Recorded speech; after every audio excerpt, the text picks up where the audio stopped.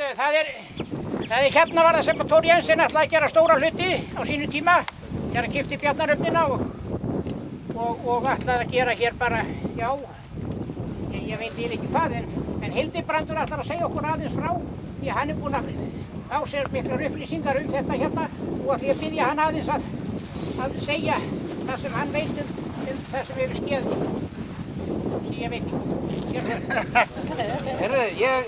þakka þér fyrir. Ég nú bara feiminn að vera að fara að segja frá því að nú Högni og fleiri sem eru kunnugir hérna en eins og segir þá er maður búinn að afla sögu hérna svona og búinn að gera hérna. Já, það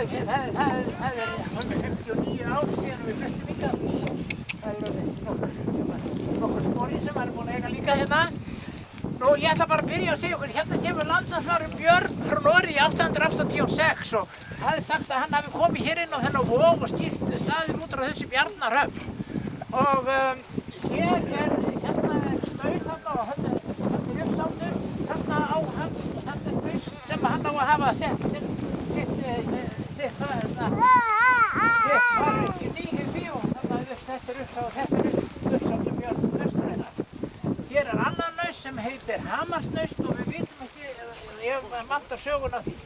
Nú en eins og Högni sagði þá kemur hérna, en síðan koma hérna síðan kemur, skal ég segja ykkur, nei ég verð kannski orðlangur, hérna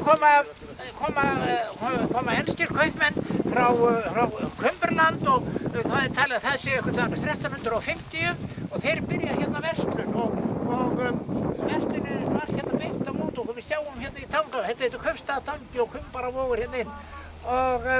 þeir koma hér og þetta kallað enska öldin, þeir eru hér fram til 1500 og þá koma Hansakaupmenn, þýskir kaupmenn og þeir eru hérna 16. öldina og síðan koma Hollendingar og síðan koma Danir og þetta á verslunin hérna frá miðju 18. öld. Þá var hún alflutt í Stykkishólm en þeir vissu ekki, kaupmennirnir úti vissu ekki að það var líka sömu verslunarmennirnir voru bæði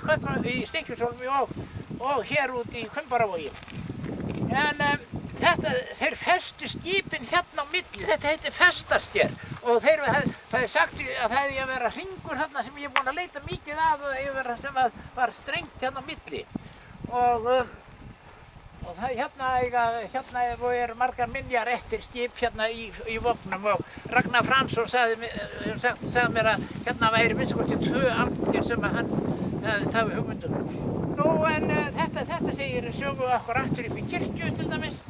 en síðan kemur hérna Thor Jensen svo sagði, hann kemur hérna 1915 eitthvað þannig og þá byggir hann fjárhús, fullt af fjárhús og hann kaupir hús sem austur á Norðfirði sem Norðmenn byggja upp á 1900 árunum og hann rífur það, tekur það þar í sundur og byggir það hér.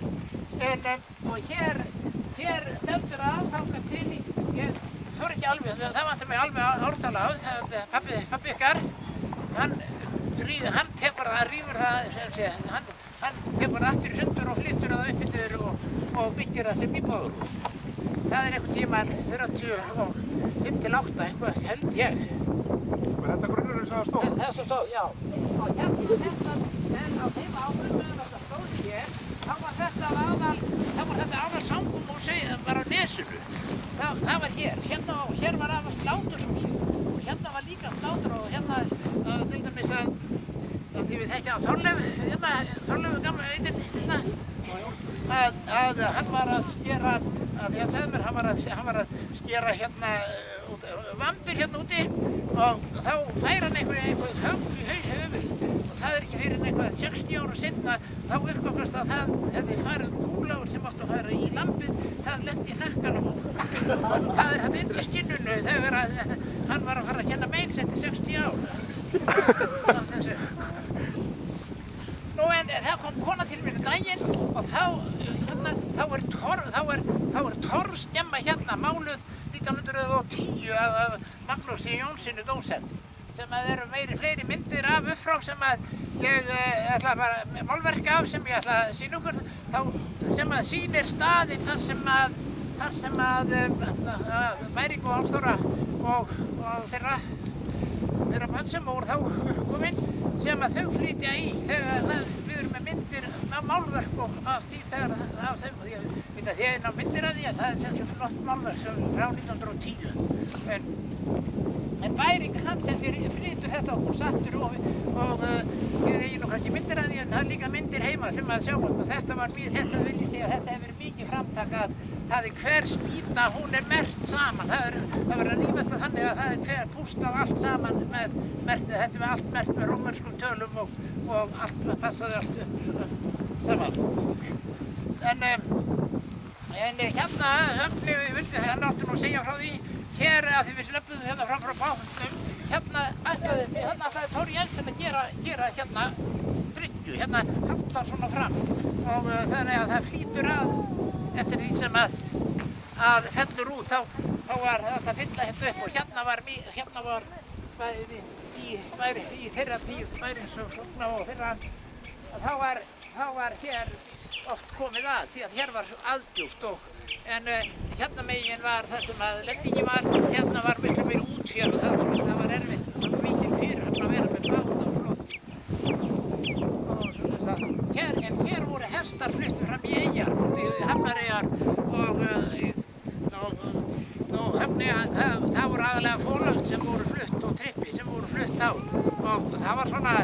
ábyggilega hefur oft verið líf þegar var verið að koma þessum borð og aftur að ná þess út í eyjum á þeim tíma nú en við bara ég ætlum ekki að þorgið en hér kemur þegar við flytjum hingað þá kemur Skjaldbreið með okkur hérna inn á þennan vog og leggst hérna fyrir Anger hérna bara upp í land og það er hérna þá er það Mæring á sínum bát og Jónas á Kóngsbökk á sínum bát og nágrannar þá er þeir komnir hérna til að skipa í land Haránum og Jón hann er hérna komin á vörubílnum til að keyra farangurinn hérna heim og hann keyrði alveg hér út og bakkaði hér út á barn. Nú það er þetta að segja þetta heita Hamarslaust og þetta er talin álfabyggð og eins og hún er hérna víða hérna út frá er álfaberg, álfakirkja er hérna öfur Guðjastana, Sigga og Maja getur við sagt betur svo því, álfastafarnir sem að þær er búin að segja mér svo oft frá að það var skapurinn að hann var í álkonustapa og álfastöfum sem að eru þarna þegar við keyrðum fram hjá álkonustapanum svona svirðu fyrir hann þegar ég keyrði hérna niður túnið. Þarna var leikvangurinn barnanna í uppvöxtinni og fleiri ábyggilega og þetta var skapurinn búið þarna með skeljar og hogn og leggi og